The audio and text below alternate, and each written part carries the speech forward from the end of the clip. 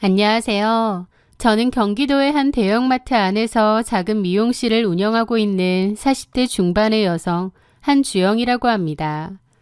미용 가위를 잡은 지도 벌써 20년이 훌쩍 넘었네요. 매일 아침 마트 문이 열리기 전 출근해 손님들의 머리를 만지고 마트 폐점 음악이 들릴 때쯤에야 지친 몸을 이끌고 퇴근하는 것이 제 일상이었습니다. 제게는 결혼한 지 16년 된 남편 박철우와 이제 막 사춘기에 접어든 중학생 아들이 하나 있었어요. 우리 가족의 비극은 어쩌면 8년 전 남편이 번듯하게 다니던 대기업에 사표를 던지고 나왔을 때부터 시작되었는지 모릅니다.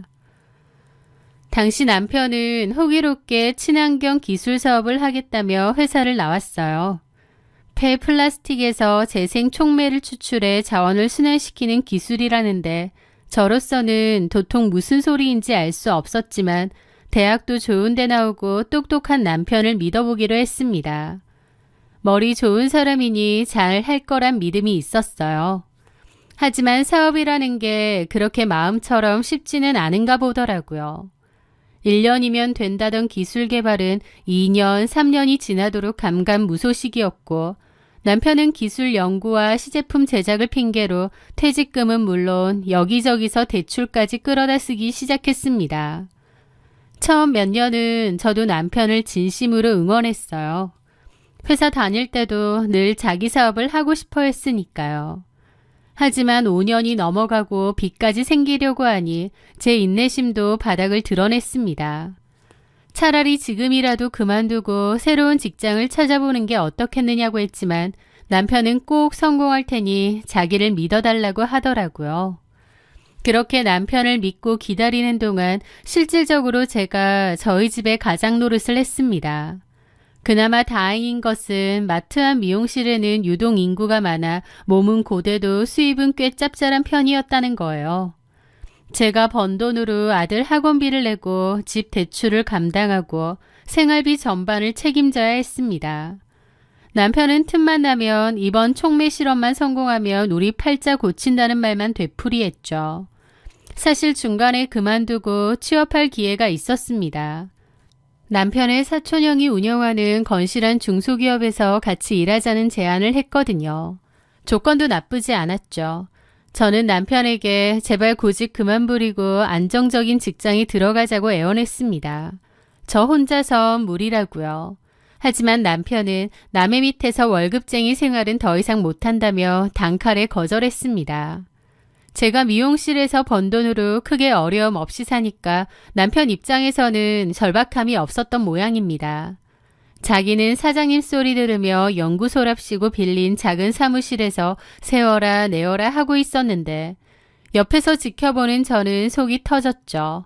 한 번은 제가 참다 못해 소리를 질렀습니다. 당신은 내가 돈을 벌어다 주니까 마음이 태평성대지. 8년이야 8년. 언제까지 내가 뒷바라지하고 기다려야 돼? 하지만 남편은 오히려 자기를 안 믿어준다며 섭섭해했습니다. 자기를 가장 무시하는 사람이 아내인 저라면서요. 그렇게 남편과 저는 한 지붕 아래 살면서 겉으로는 평범한 중년의 부부였지만 속으로는 서로에 대한 불만이 가득한 상태가 되어갔습니다.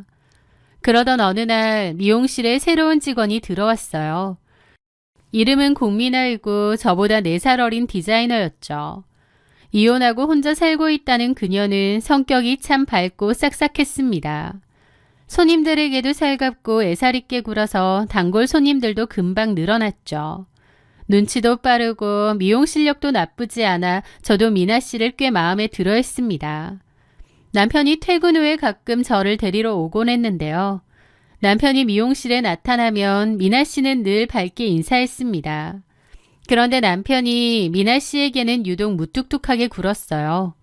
원래도 속을 알 수 없는 사람이고 조용한 편이긴 하지만 그래도 저희 미용실 직원이 반갑게 인사하는데도 인사도 받는 둥 마는 둥 고개만 까딱하고 마는 시기였죠. 제가 오히려 민망해서 공 선생한테 좀 웃으면서 인사도 하고 그러지. 왜 그렇게 무안을 줘? 라고 핀잔을 주면 남편은 굳이 웃어줄 필요 있냐며 퉁명스럽게 대꾸하곤 했습니다. 저는 그저 남편의 사업이 안 풀려 성격이 더 괴팍해졌나 보다 생각할 뿐이었죠. 어느 주말 오랜만에 시댁을 방문했을 때였습니다. 시어머니는 남편의 얼굴을 붙잡고 그러시는 거예요. 아휴, 우리 아들 살 빠진 거 좀 봐라. 주영아, 너 미용실 일 바쁘다고 남편 밥도 제대로 안 챙겨 먹이는 거 아니니? 남자가 밖에서 큰일 하려면 안에서도 잘 먹이고 내줘도 잘해줘야지. 라며 저를 나무라시는 거예요. 당신 아들 8년째 돈 한 푼 못 벌고 빌빌거리는 거 누구보다 잘 아시면서 하루 12시간씩 서서 일하는 며느리 고생은 안중에도 없으신 그 말씀에 저도 너무 기분이 상하더라고요. 그렇게 집으로 돌아오는 길에 남편과 크게 한바탕을 했습니다. 어머님도 참 너무하시네. 내가 얼마나 쎄빠지게 일하는지 몰라서 저런 소리를 하셔? 아, 엄마가 그냥 한 말 가지고 왜 예민하게 그래. 갈 때마다 저런 말 하시잖아. 몸이 10개라도 부족하게 바쁜데 갈 때마다 당신 안 챙겨주냐고 하시잖아. 내가 집에서 놀아? 아, 그냥 한 귀로 듣고 한 귀로 흘리면 되지. 어머님 아들이 가장 노릇 제대로 못해서 며느리가 고생하는 거 뻔히 알면서 어떻게 저렇게 말씀하셔 매번? 그 말에 남편도 지지 않고 맞받아 치더라고요.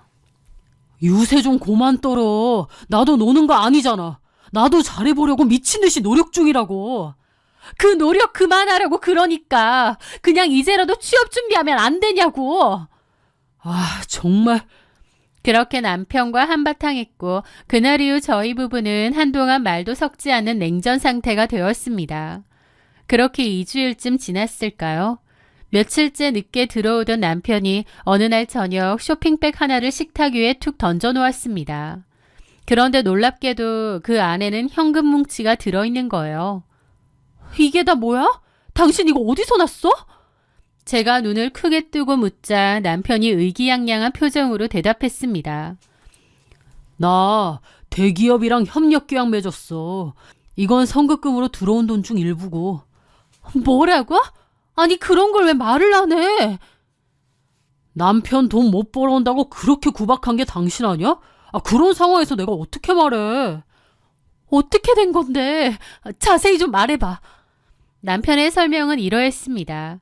대기업에서 남편의 재생촉매 기술을 높게 평가해 5년치 독점 공급 계약을 맺기로 했다는 겁니다. 앞으로 들어올 로열티를 생각하면 미용 가위 안 잡아도 된다는 호언장담까지 하면서요.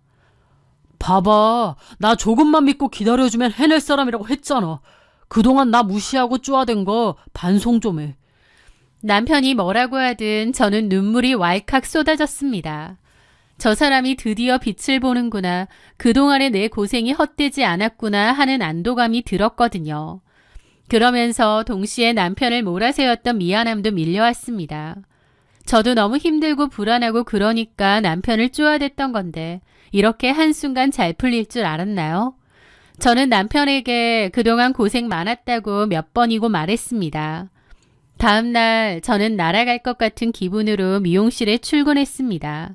직원들에게 자랑도 했죠. 8년 무명 생활 끝에 남편이 드디어 대기업과 계약을 맺었다고. 고생 끝에 낙이 온다는 게 이런 건가 보다라고요. 직원들은 모두 자기 일처럼 기뻐해 주었습니다. 특히 미나 씨는 원장님 정말 축하드려요. 그동안 고생하신 거 하늘이 아셨나 봐요. 라며 진심 어린 축하를 건넸습니다. 그날 이후 남편은 정과는 완전히 다른 사람이 되었어요.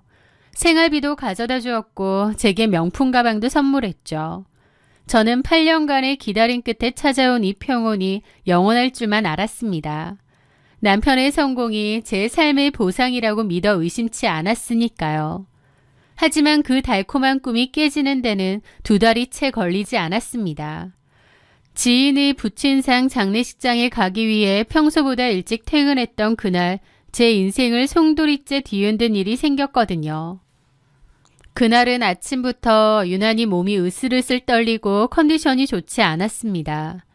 낮에 지인 부친상 장례식에 가기로 했기에 미용실에선 일찍 퇴근하고 나왔어요. 친한 지인이라 원래는 늦게까지 빈소에 자리를 지키려 했는데 몸살기처럼 으슬으슬 몸이 안 좋아서 도저히 오래 못 있겠더라고요. 그렇게 저는 계획과 달리 일찍 장례식장에서 나왔고 곧바로 집으로 향했습니다. 집에 오자마자 샤워를 마치고 안방 침대에 누워 바로 잠이 들었어요. 그리고 얼마나 잤을까? 현관문 열리는 소리에 선잠을 깼습니다. 시계를 보니 2시간 정도 잤더라고요. 몸이 무거워 그냥 모른 척 계속 자려던 참이었습니다. 그런데 안방 맞은편 남편이 서재로 쓰는 작은 방에서 이상한 소리가 들려오기 시작했습니다. 처음에는 그저 업무 전화인 줄 알았어요. 하지만 뭔가 대화 내용이나 목소리가 좀 이상하더라고요. 숨소리 섞인 민망한 대화 내용. 지금 무슨 통화를 하고 있나 싶어 놀라서 몸을 일으켰죠. 아마 남편은 제가 집에 있는 줄 전혀 모르는 것 같았습니다. 조금씩 들리는 대화가 너무 이상해서 심장이 미친 듯이 뛰고 손발이 차갑게 식어가는 거예요. 저는 살금살금 침대에서 내려와 작은 방 문에 귀를 갖다 댔습니다. 남편이 전화통화를 하며 이상하고 음란한 대화를 하고 있다는 게 확실해졌죠. 저는 경악을 하며 문을 확 열어젖혔습니다. 방문이 열리는 소리에 화들짝 놀란 남편은 전화를 황급히 끊으려 했지만 제가 더 빨랐습니다. 지금 뭐 하는 거야? 누구랑 통화를 하는 거냐고! 말리는 남편을 매몰차게 밀치고 휴대폰을 뺏었습니다. 그런데 화면에 찍힌 발신자 이름을 보고 경악했습니다. 공실장. 공실장?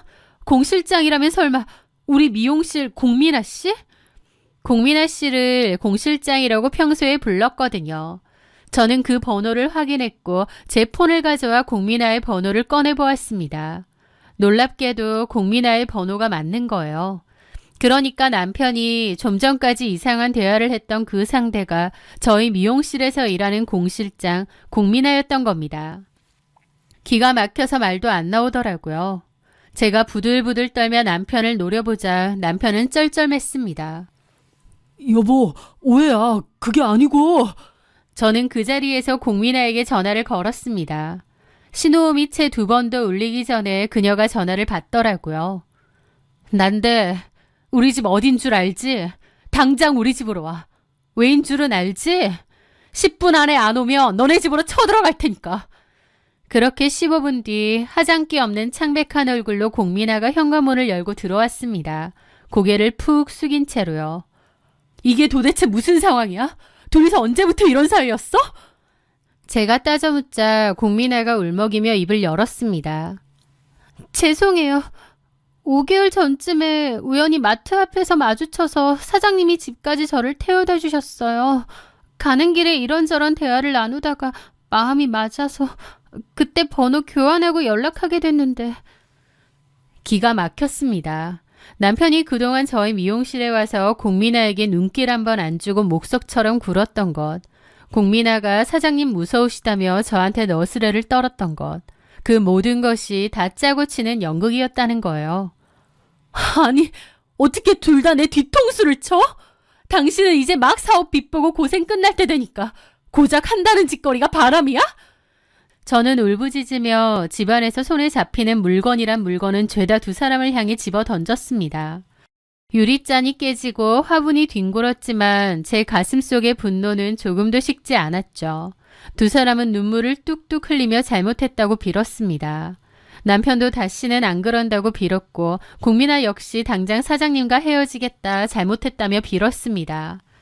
저는 그날 2사람에게 다시 연락하거나 만나면 위자료 1억 원을 배상한다는 각서를 쓰게 하고 공민아를 집에서 내쫓았습니다. 미용실에도 더 이상 출근하지 말라고 했고요. 마음 같아선 당장 이혼이라도 하고 싶은 심정인데 아들도 그렇고 제 상황도 너무 억울했습니다. 남편의 무능력을 8년 동안이나 견뎠는데 이제 빚 좀 보려고 하니 외도하고 이혼이라뇨. 너무 기막히고 억울한 일이었죠. 저는 속을 끓이면서도 일단 남편의 약속을 믿어보기로 하고 눈을 질끈 감았습니다. 당연히 공민아는 다음 날부터 미용실에 나오지 않았습니다. 그렇게 그 일을 덮은 채 3개월 정도가 흘렀는데요. 아무리 그냥 넘어간다 한들 당연히 제 마음속 상처는 쉽게 아물지 않았죠. 심지어 남편을 향한 의심병이 생겼습니다. 예전엔 안 그랬는데 이제 남편을 도저히 믿을 수가 없게 된 거죠. 저는 남편이 잠이 들면 수시로 남편의 휴대폰을 검사했습니다. 하지만 남편의 폰은 깨끗하더라고요. 카톡방에도 통화 목록에도 공민아의 흔적은 없었습니다. 남편은 꼬박꼬박 일찍 귀가했고 생활비도 넉넉하게 가져다 주었죠. 그런데 어느 날부터인가 유독 자주 보이는 이름 하나가 눈에 거슬리더라고요. 장문철 대리. 남편이 요즘 부쩍 자주 통화하고 카톡을 주고받는 거래처 직원이라고 했는데 이상하게 그 이름이 눈에 밟히는 겁니다. 저는 그 이름의 번호를 확인했습니다. 그런데 번호를 보니 이름만 다르지 또다시 공민아인 거예요. 그러니까 이 인간들이 또 저를 감쪽같이 속이고 몰래 만나고 있었던 겁니다. 한번 봐줬는데 또 저는 완전히 폭발했고 샤워를 끝내고 나오는 남편의 얼굴에 폰을 집어던졌습니다. 이 미친 인간아! 네가 인간이야? 어떻게 나를 2번이나 속여? 아직도 공민아랑 만나? 장문철 대리 같은 소리 안 해. 남편은 처음엔 놀라더니 나중엔 아무 대꾸 없이 옷을 주워 입더라고요. 제가 옆에서 난리치든 말든 입을 꾹 닫은 채로 대꾸도 없이 옷만 입고는 그 길로 그냥 차키 챙겨 휙 나가버리는 겁니다. 제가 어딜 가냐고 외쳐도 무시하고요. 기가 막혔죠. 혹시 공민아한테 가나 싶어서 전화를 했는데 당연히 받지 않더라고요. 저는 며칠간 한숨도 자지 못했습니다. 남편은 아무런 말도 연락도 없이 집에 들어오지도 않더라고요. 저는 공민아의 오피스텔로 직접 쳐들어 가보기로 했죠. 남편이 거기 있을 것 같았거든요. 그렇게 이력서 주소지에 찍힌 공민아의 집으로 갔고 공동 현관문이 열리기를 기다렸다가 들어갔습니다. 그리고 그녀의 집 앞 계단에 숨죽이고 서 있었어요. 그때 마침 택배를 가지고 나오려는 공민아가 문을 열더라고요. 저는 그 틈에 달려가 손잡이를 잡고 안으로 밀고 들어갔죠. 갑자기 제가 나타나자 공민아도 놀라서 기절초풍하려 하더군요. 그렇게 집으로 밀고 들어가 보니 떡하니 남편의 짐가방이 놓여 있는 겁니다. 저는 공민아의 뺨을 올려붙이며 소리쳤습니다. 야! 너 각서 쓴 거 기억도 안 나? 분명 헤어진다고 해놓고 아예 살림을 차려! 저는 고함을 질렀습니다. 그런데요. 저한테 뺨을 맞은 공민아가 저를 노려보더니 코웃음을 치더라고요. 처음 들켰을 때와는 다르게 아주 당당했죠. 원장님, 여태껏 원장님 돈으로 남편 먹여 살린다고 너무 힘들다고 이혼하고 싶다는 소리 입에 달고 살았잖아요. 서로 애정도 없으면서 왜 억지로 붙들고 있어요? 그만 오빠랑 이혼해주세요. 저는 오빠 사랑해요. 그녀의 말에 기가 막혀 숨이 넘어갈 지경이었습니다. 네가 뭔데 부부관계를 판단해? 그리고 남의 남편이랑 바람 넣어놓고 어디서 이래라 저래라야? 너 내 남편 사업 잘 된다고 하니 탐나디? 그래서 작정한 거야? 아니요. 시기로 따지면 오빠가 사업 잘 되기 전부터 만났어요. 돈 보고 만나는 거 아니에요. 설령 오빠가 빈털터리여도 사랑해요. 원장님처럼 사업 잘 안 될 땐 남편을 사람 취급도 안 하고 개무시하는 그런 여자 아니에요, 전. 제 뒤통수를 치고 남의 남편을 뺏은 상간녀가 오히려 본처인 저더러 조건을 따지는 속물이라며 폄하하고 있는 꼴이라뇨. 기가 막힐 노릇이었죠. 그때 마침 남편이 집 안으로 들어왔습니다. 저는 달려가 남편의 멱살을 잡고 울부짖었습니다. 어떻게 나한테 이래? 어떻게 내 뒤통수를 쳐? 여긴 어떻게 알고? 네가 사람이면 나한테 이러면 안 되잖아. 지금 이 자리에서 선택해. 나야 공민아 전현이야. 그런데 공민아는 남편의 팔짱을 꽉 끼며 매달렸습니다. 오빠, 난 원장님하고 달라. 오빠가 아무것도 없는 백수여도 괜찮다고. 오빠 사업 잘 되기 전부터 나는 오빠 믿어주고 격려해주고 그랬잖아. 알지? 남편은 그 말을 듣더니 제 손을 거칠게 뿌리쳤습니다. 미안하지만 난 당신과 이혼할 거야. 솔직히 그동안 나 돈 못 번다고 무시했잖아. 너무 힘들었어. 무시당하는 거 지긋지긋했다고. 이제 그만하자. 어처구니가 없었습니다. 8년 동안 그래도 남편이라고 기다려주고 헌신하고 뒷바라지했는데 잘 되자마자 바람이라뇨. 그리고 무시라뇨. 힘들고 속상한 마음에 부부끼리 그런 말도 못하나요? 자기가 바람나놓고 제 탓을 하는 겁니다. 세상에 이런 법이 어디 있는지. 저는 그 사건 이후 한동안 넋이나가 지냈습니다. 남편에게 이런 뒤통수를 맞을 거라고는 살면서 상상도 못했으니까요. 남편은 그 와중에도 이혼해달라고 그냥 끝내자고 계속 연락을 하더라고요. 결국 저는 알겠다고 이혼해 줄 텐데 대신 그에 상응하는 돈 내놓으라고 했습니다. 그동안의 생활비며 사업자금으로 보태준 돈, 위자료며 양육비, 내가 받을 수 있는 건 다 받겠다고요. 그렇게 피말리는 법적 다툼이 시작되었습니다. 저는 상간소송과 재산분할 소송을 동시에 진행했죠. 그동안 살고 있던 집값이 많이 올랐고 남편은 재산분할을 요구했는데요. 지난 8년간 남편의 경제적 기여도가 전무한 데다 결정적으로 남편이 외도로 가정을 깨려고 했다는 사실이 인정되었습니다. 그래서 여러 다툼 끝에 집은 온전히 제 명의로 돌릴 수 있었습니다. 그리고 저는 공민아에게 위자료 소송을 걸었고 위자료를 받아냈어요. 하지만 주변 사람들이 더 안타까워 하더라고요. 이제서야 남편이 잘 됐는데 앞으로는 승승장구할 일만 남았는데 내 언니한테 뺏기느냐며 혀를 찼죠. 저도 분통이 터졌지만 뭐 어쩌겠나요. 남편 놈이 딴 여자 좋다고 집도 나갔고 저도 그 인간 얼굴 치떨려서 더 이상 보고 싶지도 않은데요. 남편은 저와 이혼 후 짐을 챙겨 공민아의 집으로 들어간 것 같았습니다. 그나마 있던 재산은 다 저한테 넘어온 거죠. 공민아 입장에선 남편 사업이 잘 되니 그깟 재산 몽땅 저 줘봤자 자기가 더 이득이라고 생각했을 겁니다. 그렇게 16년의 결혼 생활은 끝이 났고 승수와 별개로 저는 마음에 큰 상처를 입었습니다. 잠이 잘 안 오고 우울증도 생겨서 정신과 상담도 받고 약을 먹기도 했죠. 가끔 들려오는 전 남편 박철우와 공민아의 소식은 제 상처를 더욱 헤집어 놓곤 했습니다. 두 사람이 보란듯이 혼인신고를 하고 깨가 쏟아지게 산다더라. 전 남편 사업이 잘 돼서 외제차로 차를 바꿨다더라 하는 등의 이야기들. 그런 얘기를 들을 때마다 하늘도 무심하시지 어떻게 저런 인간들에게 복을 주시나 싶어 억울하기도 했습니다. 8년을 뒷바라지한 조강지처는 버려지고 숟가락만 얹은 상간녀는 호의호식하는 현실이 믿기지 않았죠. 하지만 시간이 답이라고 시간이 지나면서 마음은 조금씩 무뎌지고 받아들일 건 또 받아들여지더라고요.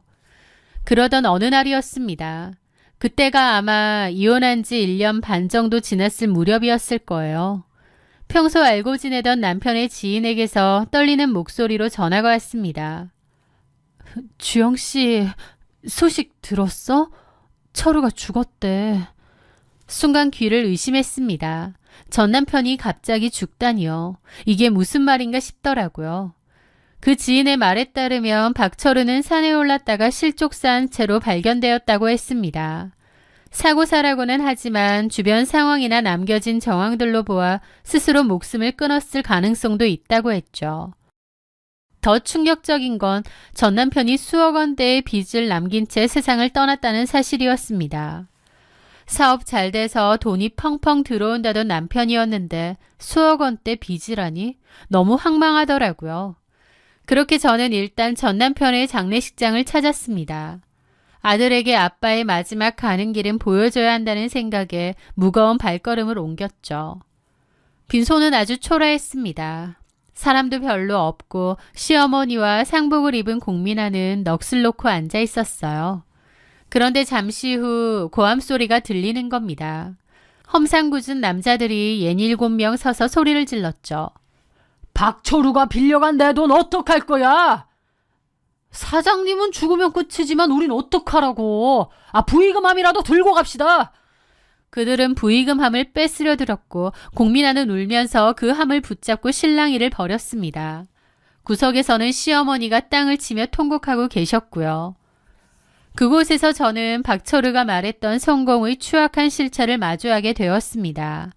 알고 보니 남편이 제게 말했던 대기업과의 독점 공급 계약은 전부 새빨간 거짓말이었어요. 그런 일 자체가 없었던 겁니다. 저는 남편이 죽은 것도 놀랍지만 그 모든 게 거짓말이라는 사실이 더 놀랍고 충격적이더라고요. 아마도 남편은 8년이라는 긴 시간 동안 사업에 실패하면서 그 열등감을 감추기 위해 거짓 성공이라는 거짓말을 만들어낸 모양이었습니다. 제게 가져다 주었던 현금 뭉치, 명품 가방, 외제차, 그 모든 것은 여기저기 지인들에게 사기를 치고 사채를 끌어다 쓰며 만든 돈으로 누렸던 것이었죠. 8년 동안 무능력자로 낙인 찍혔던 그에게 성공한 사업가라는 가면은 마약과도 같았을 겁니다. 공민아와의 불륜 역시 그 허영심의 연장선이었을 거고요. 남편은 자신을 추켜 세워주는 공민아에게 빚을 내서 돈을 펑펑 썼고 진짜 성공한 사업가 마냥 살았던 겁니다. 하지만 돌려막기에는 한계가 있는 법이고 빚은 감당하기 힘들 정도로 불어난 모양이었어요. 도저히 감당이 안 되고 끝까지 몰린 박철우는 아마 극단적인 선택을 한 게 아닌가 싶더라고요. 참으로 비겁한 선택이죠. 부의금 함까지 뺏긴 공민아는 완전 넋이 나갔습니다. 부부이기 때문에 어쩌면 전 남편이 남긴 거액의 채무를 고스란히 공민아가 떠안게 생긴 거였죠. 게다가 전 남편이 자기 명의로는 돈을 다 빌렸으니 나중엔 공민아의 명의까지 이용해 사채를 썼다고까지 하더라고요. 어떻게 이렇게 나를 속여? 빚더미만 남기고 죽어버리면 나는 어떡하라고. 사기꾼 같은 새끼. 공민아가 땅을 치며 통곡하자 구석에 있던 시어머니가 벌떡 일어나 공민아에게 삿대질을 하더라고요. 너 때문이야. 네가 우리 아들 잡아먹은 거야, 이년아. 너 같은 년 만나서 홀려가지고 이 지경이 된 거 아니야. 내 아들 돈으로 호의호식할 때는 언제고 이제 와서 사기꾼? 다 너 때문이야, 이년아. 피해는 제가 입었는데 그딴 소리가 나오세요? 아들 사기꾼으로 키워놓고 뭐가 잘나셨냐고요. 뭐야? 그러면서 두 여자가 장례식장 바닥을 뒹굴며 싸움이 난 겁니다. 정말 난장판이 따로 없더라고요. 저는 그 광경을 가만히 지켜보다가 조용히 아들의 손을 잡았습니다. 분노도 슬픔도 느껴지지 않았습니다. 그저 지독한 허망함밖에 안 느껴지더군요. 남편의 성공이 모두 거짓과 신기루였다는 사실에 헛웃음이 났습니다. 그리고 드는 생각이 그때 헤어진 게 천운이었구나 싶기도 하더라고요. 만약 제가 남편의 외도를 참고 살았더라면 저 아수라장의 주인공은 공민아가 아니라 제가 되었을지도 모르죠. 제 이름으로 된 집도 제가 평생 가위질해서 모은 돈도 모두 저 빚쟁이들의 손에 넘어갔을지도 모르고요. 저를 기만하고 버리려 했던 그의 아기가 결과적으로는 저와 제 아이를 살린 방패가 되었다는 사실이 참으로 아이러니했습니다. 장례를 마친 후 저는 박철우가 남긴 채무에 대해 상속 포기를 진행했습니다. 다행히 이혼 후 재산 분할을 깔끔하게 마친 상태라 제 재산에는 전혀 영향이 없었습니다. 그 후 공민아의 소식도 더 이상은 알지 못합니다. 돈이 없어도 사랑만 있으면 된다고 호언장담했던 그 여자. 하지만 남겨진 건 갚을 수 없는 빚과 원망뿐이었겠죠. 전 남편 박철우는 평생 성공에 목말라 하다가 결국 거짓으로 만든 성벽 아래 깔려 죽었습니다. 그가 남긴 건 상처받은 가족들과 지독한 채무뿐이었죠. 하지만 저는 이제 그를 미워하는 마음도 내려놓았습니다. 누군가를 미워하는 에너지조차도 저 자신을 위해 쓰고 싶기 때문이죠. 정직하게 일하고 정직하게 벌고 정직하게 사랑하는 법을 가르쳐준 그 지독했던 16년의 세월. 그 세월이 저를 더 단단하게 만들었다고 믿습니다. 제 긴 이야기를 들어주셔서 감사합니다.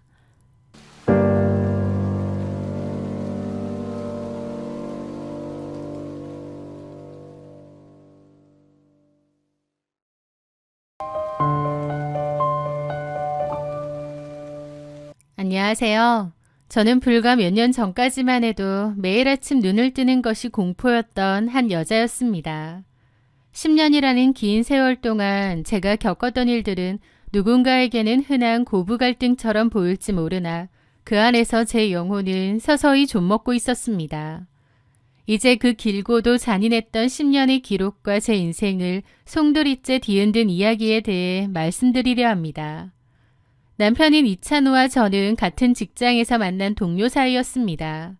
성실한 사람이었고 묵묵히 자기 자리를 지키는 사람이었죠. 1년의 연애 기간 동안 우리는 여느 커플처럼 행복했습니다. 하지만 지금 생각해보면 연애할 때부터 틈틈이 불행의 예고편이 있었던 것 같아요. 연애할 때는 마냥 좋다 보니 흐린 눈으로 모른 채 했지만 말이죠. 데이트를 할 때면 찬우 씨의 휴대전화는 쉴 새 없이 울려댔습니다. 발신인은 언제나 어머니였죠. 지금 어디냐, 누구랑 있느냐, 그 애랑 같이 있는 거냐, 늦지 말고 8시 전에는 들어와라. 30이 넘은 아들에게 이렇게 많은 전화를 하다뇨.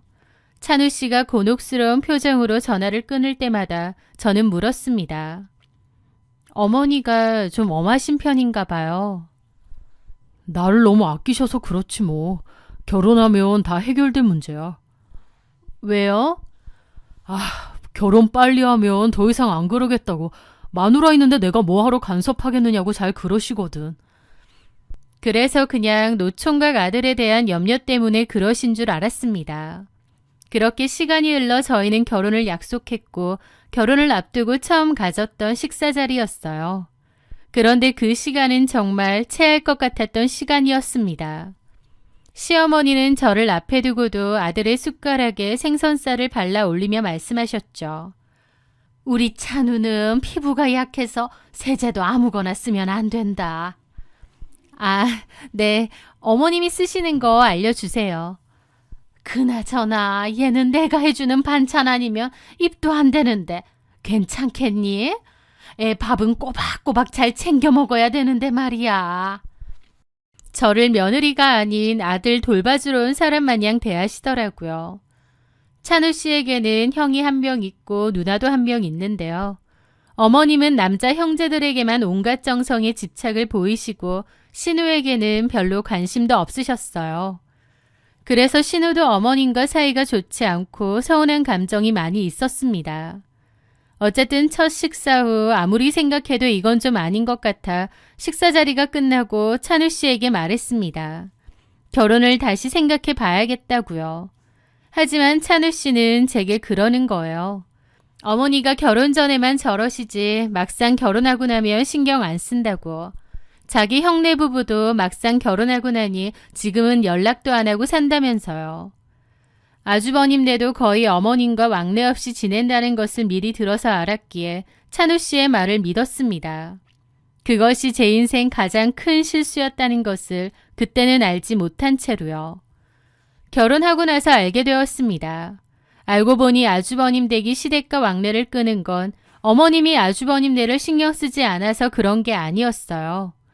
오히려 결혼 후 시어머니의 상상을 초월하는 괴롭힘을 당한 형님이 정신과 치료까지 받다 이혼 얘기까지 오갔고 그 길로 인연을 끊어버린 것이었습니다. 남편은 그 사실을 일부러 저에게 말하지 않았던 거예요. 자기 엄마가 정상이 아니고 그런 미친 시집살이를 시킬 만한 사람이라는 걸 뻔히 알면서도요. 그렇게 시어머니에게 둘째 며느리인 저는 아주 만만한 먹잇감이 되었습니다. 시어머니의 간섭은 주방에서부터 시작되었습니다. 아침은 뭘 차렸니? 국은 무슨 육수를 내고 끓였니? 등등 사소한 것까지 다 물어보셨고 본인이 원하는 대로 하기를 원하셨어요. 대답이 조금이라도 마음에 안 들면 네 친정에서는 그렇게 가르치더냐 기분도 모르냐는 비수가 날라왔습니다. 퇴근 후 집에 오면 현관 앞에 시어머니의 신발이 놓여있는 날이 부지기수였습니다. 비밀번호를 알려달라는 강요에 어쩔 수 없이 알려드렸더니 제가 없는 사이 냉장고를 다 뒤집어 놓고 살림을 이따위로 하냐며 구박을 하셨죠. 가장 견디기 힘들었던 건 어머님의 감정 쓰레기통 역할이었습니다. 시어머니는 시아버지와 사이가 매우 좋지 않으셨어요. 아버님은 밖으로만 두셨고 어머님은 그 화풀이를 고스란히 집안 사람에게 하는 식이었죠. 원래는 신우인 형님에게 하소연을 잘했는데 형님도 더 이상 안 들어주니 저한테 하는 식이었어요. 명절이나 제사 때는 물론이고 주말에 저희끼리 외식이라도 하려 하면 어떻게 아셨는지 전화를 걸어 고함을 지르셨습니다. 자식 새끼 키워놔도 다 소용없다. 나만 빼놓고 니들은 입에 음식이 들어가니? 내가 너희를 어떻게 키웠는데 이럴 수 있어? 그 고함 소리는 온 거실을 가득 채웠고 그럴 때마다 저는 죄인처럼 고개를 숙여야 했습니다. 모든 것에 다 어머님 눈치를 봐야 했어요. 어머님은 주로 만만한 며느리인 저에게 화풀이를 하셨습니다. 남편은 무얼 했느냐고요? 그 10년의 세월 동안 남편은 철저한 방관자였습니다.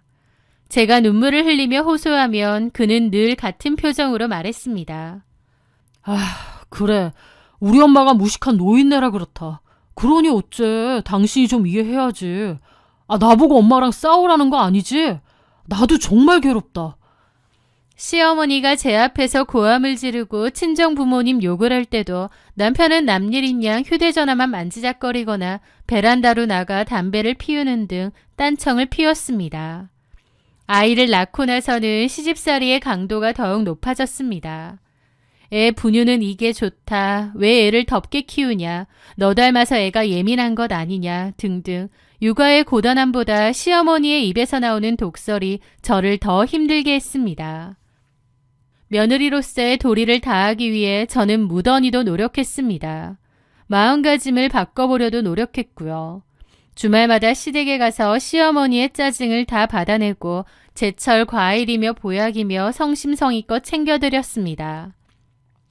동네 사람들에게 제 험담을 하고 다니신다는 이야기를 들어도 언젠가는 진심을 알아주시겠지 하며 참았습니다. 그렇게 해야 되는 줄 알았어요. 어리석게도요. 그러면서 제 마음속에는 거대한 화병이 자리 잡았습니다. 하지만 가정을 지켜야 한다는 일념 하나로 버텼던 것 같아요.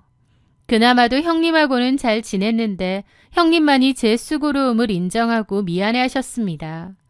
그렇게 시간이 흐르고 흘러 어느덧 10년이란 긴 세월이 흘렀습니다. 시간이 흐르면서 어머님의 성정은 그대로였지만 제가 그냥 체념하고 받아들이며 살게 되더라고요. 그런데 영원히 기운 넘치실 것 같던 시어머니가 갑자기 쓰러지셨어요. 그리고는 암 말기 판정을 받으셨습니다. 정말 갑작스러운 일이었죠. 의사는 길어야 3개월이라고 하더군요. 그 소식을 들었을 때 솔직히 말씀드리면 참 복잡한 심정이었습니다. 인간적으로 안타까우면서도 또 한편으론 묘한 해방감도 느껴졌죠. 투병 기간에도 시어머니의 성격은 변하지 않았습니다. 의사 말 못 믿겠다며 자꾸 민간요법을 어디서 알아오셔서는 저한테 구해달라고 하시는 겁니다. 저는 그런 거 함부로 드시면 안 된다, 큰일 난다고 말리면 너는 내가 죽길 바라는 거냐? 라며 병상에서도 저를 쥐어 짜내시더라고요. 어머님의 병수발도 정말 만만치 않았습니다. 그런데 펄펄 하시던 어머님이 갈수록 기운이 없어지시다가 결국 제 손을 잡고 숨을 거두셨어요. 어머님이 돌아가셨는데 이별의 슬픔이라기보다 지난 10년의 고생이 주마등처럼 스쳐 지나가며 회한의 눈물이 쏟아지더라고요. 장례를 마치고 돌아온 집은 고요했습니다. 이제 더 이상 수시로 어머님으로부터 전화가 울리지 않을 거고 마음대로 비밀번호 누르고 들어오실 일도 없었죠. 이제 정말 끝났구나 라는 생각이 들었던 것 같아요. 형님도 저에게 그동안 참 고생 많았다며 손을 꼭 잡아주시더라고요. 그런데 정말 기가 막힐 노릇이죠. 어머님 돌아가시고 2달도 안 됐을 때였습니다. 평소보다 일찍 귀가한 남편이 저랑 얘기 좀 하자더군요. 그러더니 정말 황당한 얘기를 하는 겁니다. 오랫동안 고민했는데 우리 이제 그만 살자. 이혼해줘. 시어머니의 사식구제가 지난 지 얼마 되지도 않은 시점이었습니다. 10년의 시집살이를 견뎌낸 저에게 돌아온 것은 고맙다는 인사도 수고했다는 위로도 아닌 청천벽력 같은 이혼 통보였습니다. 너무나 황당하고 기가 막혀 눈물조차 나오지 않더라고요. 왜 그러냐고 했더니 이유는 없고 저랑 안 살고 싶은지 꽤 됐답니다. 개소리였죠. 너네 엄마 10년 시집살이 견디고 막판에 병간호까지 다 했더니 이러느냐고 따졌습니다. 남편은 아무 말 하지 않고 이혼해달라고만 하더라고요. 여자 생겼냐니까 아니랍니다. 아닐 리가 없었어요. 그게 아니라면 이렇게 갑자기 이혼을 해달라느니 할 리가 없었죠. 하지만 만약 바람을 핀다면 자기 입으로 그래 나 바람펴 할 리가 없잖아요. 저는 몰래 남편의 휴대폰을 뒤져보게 되었습니다. 그리고 혹시나가 역시나라는 것을 알게 되었습니다. 제 예상대로 남편에겐 여자가 있었어요. 남편의 상대 여자의 이름은 조경아이고 남편의 동창이었습니다. 전에 동창 모임을 갔다가 눈이 맞은 모양이었어요. 대화를 보니 1, 2년도 아니고 무려 6년이라는 긴 시간 동안 바람을 피웠더군요. 가만 생각해보니 조경화는 남편의 첫사랑 이름이었던 기억이 나더라고요. 첫사랑을 동창 모임에서 다시 만나고 6년 동안 바람을 핀 거죠. 조경화도 딸이 있는 것 같고 아마 이혼을 한 것 같은데 그 딸과도 잘 어울려 놀았더라고요. 주고받은 사진 속 모습에는 저에게는 한 번도 보여준 적 없는 행복한 얼굴을 하고 있는데 제 심정은 이루 말할 수 없이 참담했습니다. 저는 밤새 한숨도 자지 못한 채 그들의 대화를 모두 제 휴대전화로 옮겨 담았습니다. 손이 덜덜 떨려 몇 번이나 휴대폰을 떨어뜨릴 뻔했고 눈물이 계속 나더라고요. 온몸에 피가 거꾸로 솟아올라 머리가 깨질 듯이 아픈 상태로 아침을 맞았습니다. 다음 날 아침 눈이 퉁퉁 부은 저를 보고도 남편은 아무렇지 않게 이혼에 대해서 생각해보라고 하더라고요. 어쩜 저렇게 잔인하고 이기적일 수 있는지. 저는 참아왔던 분노를 터뜨렸습니다. 저는 남편의 면전에 제 휴대폰 화면을 들이밀었죠. 바람 피고 있는 거 다 안다고. 이제 이 여자랑 살고 싶어서 나한테 이혼 요구하는 거냐고요. 남편의 얼굴이 순식간에 흑빛으로 변했습니다. 하지만 당황함도 잠시 차라리 잘 됐다고 하더군요. 알았으면 어쩔 수 없지. 어차피 이렇게 된 거 숨길 필요도 없겠네. 나 경아랑 같이 살고 싶어. 저는 실성한 사람처럼 웃음이 터져나왔습니다. 10년 동안 당신 엄마 비위 맞춘 나는 뭔데? 내가 당신한테 뭘 그렇게 잘못했기에 6년 동안이나 나를 기만한 거야? 남편의 대답은 더욱 가관이었습니다.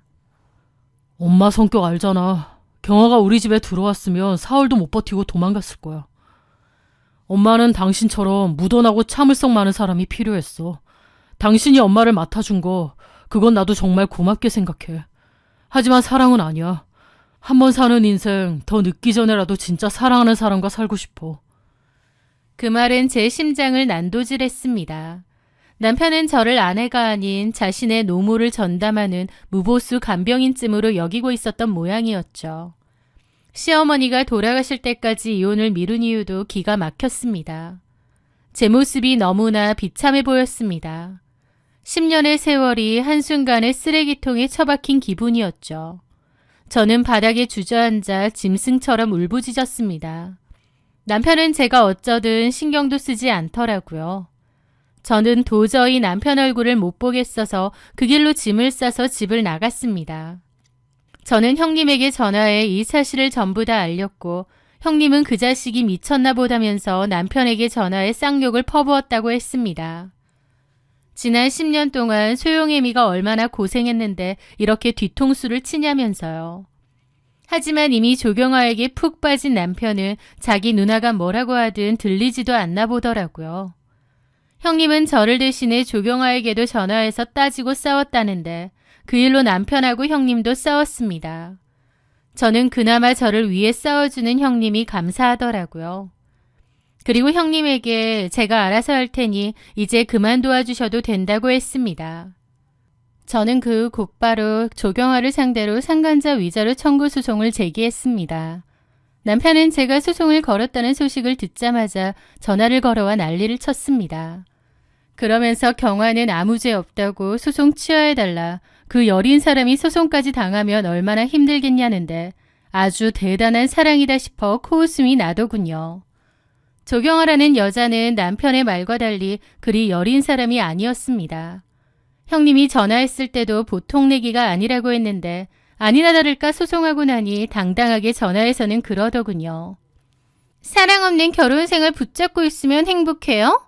찬우 씨가 당신을 얼마나 끔찍해 하는지 아세요? 조용히 이혼해주세요. 이렇게 떠들썩하게 구는 거 쪽팔리지도 않아요? 라며 적반하장으로 나왔거든요.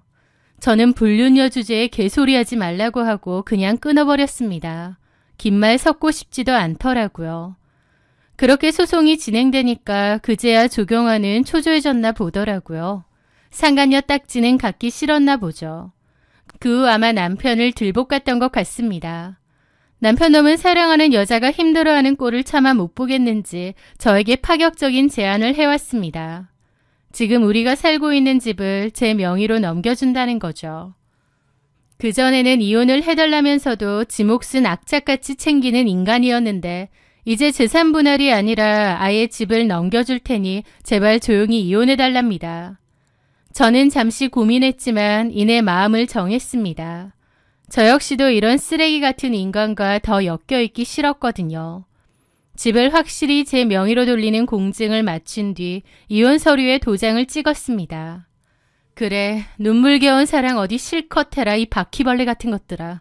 욕을 해주며 남편과 이혼을 했죠. 저는 그 보란듯이 아이와 행복해지겠다고 결심했습니다. 그때까지도 남편과 조경아는 자신들이 승리자라고 생각했을 겁니다. 지독한 시집살이의 시어머니는 세상을 떠났고 방해물이었던 저마저 물러났으니 이제 지들 앞에는 꽃길만 펼쳐질 거라 믿었겠죠.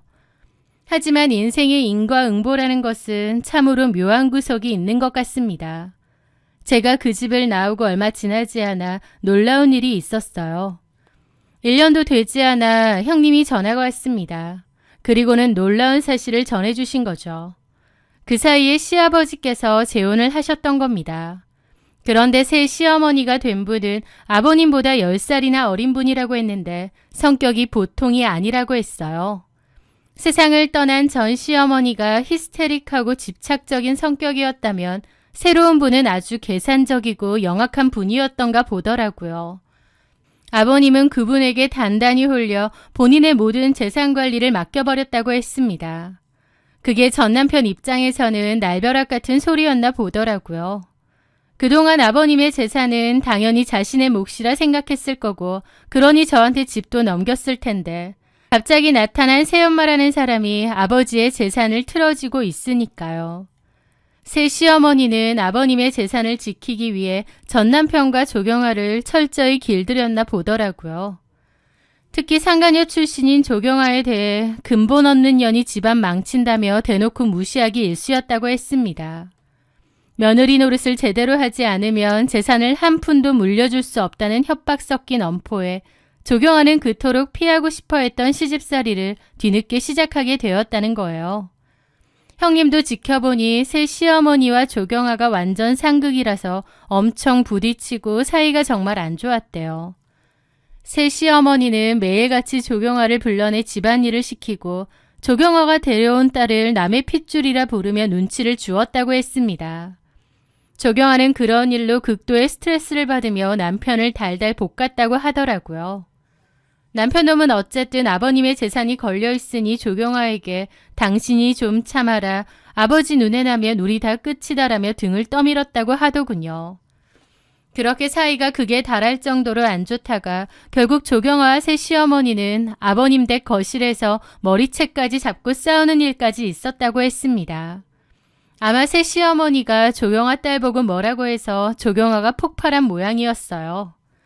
사랑만 있으면 모든 고통을 견딜 수 있을 것처럼 굴던 두 사람의 관계는 그 현실적인 고통 앞에서 속절없이 무너져 내렸다고 했습니다.